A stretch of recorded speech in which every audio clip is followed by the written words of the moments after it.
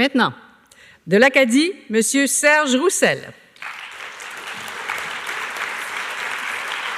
Natif de Saint-Isidore et résident de Tracadie, Serge Roussel détient un diplôme en sciences politiques et un autre en droit de l'Université d'Ottawa.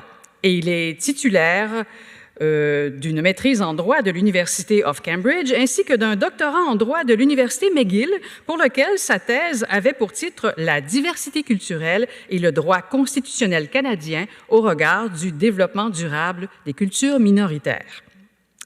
Professeur à compter de 1992 à la Faculté de droit de l'Université de Moncton, il a également dirigé le Centre international de la Common Law en français, le Bureau des Amériques de l'Agence universitaire de la francophonie, ainsi que le Centre de traduction et de terminologie juridique de l'Université de Moncton.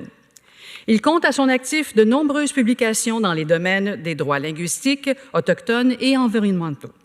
Outre le fait d'avoir été député provincial et à la tête de différents ministères, dont celui de l'Éducation, il a également été procureur général du Nouveau-Brunswick de 2014 à 2018. Il a été très actif en matière de service à la collectivité, ayant été, entre autres, président du Conseil des doyens et des doyennes des facultés de droit du Canada, président de l'Association des juristes d'expression française du Nouveau-Brunswick, rédacteur en chef de la Revue de la Common Law en français, membre du comité de gestion de l'Observatoire international des droits linguistiques et membre du conseil d'administration de l'Institut canadien de recherche sur les minorités linguistiques. Il a reçu plusieurs distinctions, dont la médaille d'or de l'Université d'Ottawa, le prix France-Acadie pour son livre « Éducation et droit collectif », au-delà de l'article 23 de la Charte, et le prix juriste de l'année de l'Association des juristes d'expression française du Nouveau-Brunswick pour sa contribution exceptionnelle à l'avancement des droits linguistiques. C'est notamment pour sa contribution à l'avancement des droits linguistiques des minorités francophones et acadiennes, pour son engagement au rayonnement de la langue française et pour son implication dans les services à la collectivité francophone que le Conseil supérieur de la langue française lui décerne l'Ordre des francophones d'Amérique. Monsieur Roussel.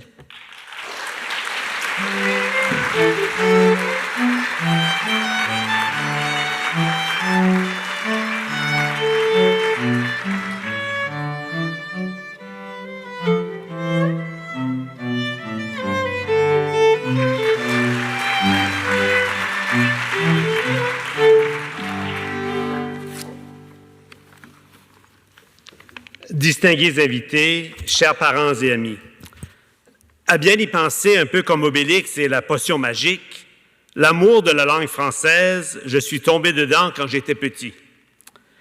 Et c'est avant tout au pays de l'imaginaire, d'ici et d'ailleurs, à travers des livres d'abord, de la musique et du théâtre par la suite, que j'ai bâti cet amour de la langue française dès mon plus jeune âge.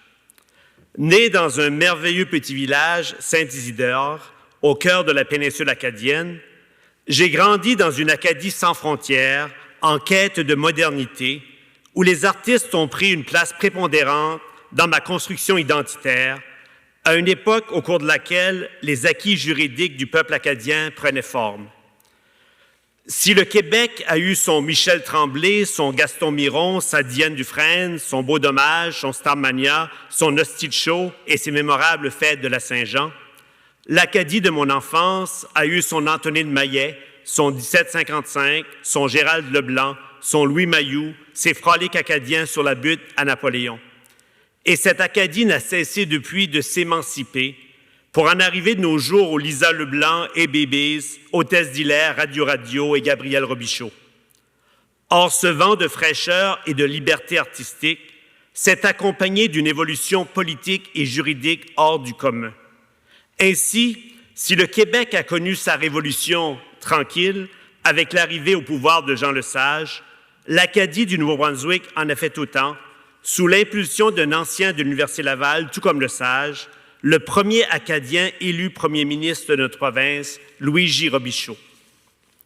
De son programme Chance égale pour tous à l'adoption de la première loi sur les langues officielles du Nouveau-Brunswick, M. Robichaud a démarré le bal d'une modernisation politico-juridique nécessaire qui s'est poursuivie par l'adoption d'une loi reconnaissant l'égalité des deux communautés linguistiques au Nouveau-Brunswick en 1981 et par une reconnaissance de nos droits linguistiques dans la loi constitutionnelle de 1982 et sa modification de 1993 qui nous accorde des droits linguistiques collectifs. Pour un jeune Acadien comme moi, qui a grandi dans cette effervescence culturelle et politico-juridique, qui a fait partie d'une première génération familiale à avoir eu le privilège de fréquenter les bancs universitaires l'année qui a suivi la constitutionnalisation de nos droits linguistiques en 1982 et qui a débuté sa carrière universitaire à peu près au moment de la constitutionnalisation de nos droits collectifs en 1993, et ce, à l'Université de Moncton, dans une faculté de droit ayant pour mission sociolinguistique de favoriser le développement durable des communautés francophones et acadiennes, les astres ne pouvaient pas être mieux alignés. Fort du travail accompli par les générations qui nous ont précédés, il nous revenait de donner vie à ces droits nouvellement acquis.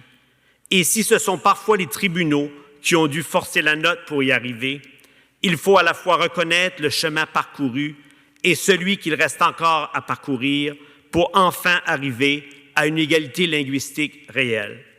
Cela dit, en terminant, je voudrais sincèrement remercier le Conseil supérieur de la langue française pour l'insigne honneur que vous me faites aujourd'hui de m'accueillir dans l'Ordre des francophones d'Amérique. Sachez que j'en suis très honoré et très touché, car la langue française a été et demeure au cœur de ma vie personnelle et professionnelle. En d'autres mots, comme le chante si bien Michel Rivard, c'est la langue de mon cœur et le cœur de ma vie. Merci beaucoup.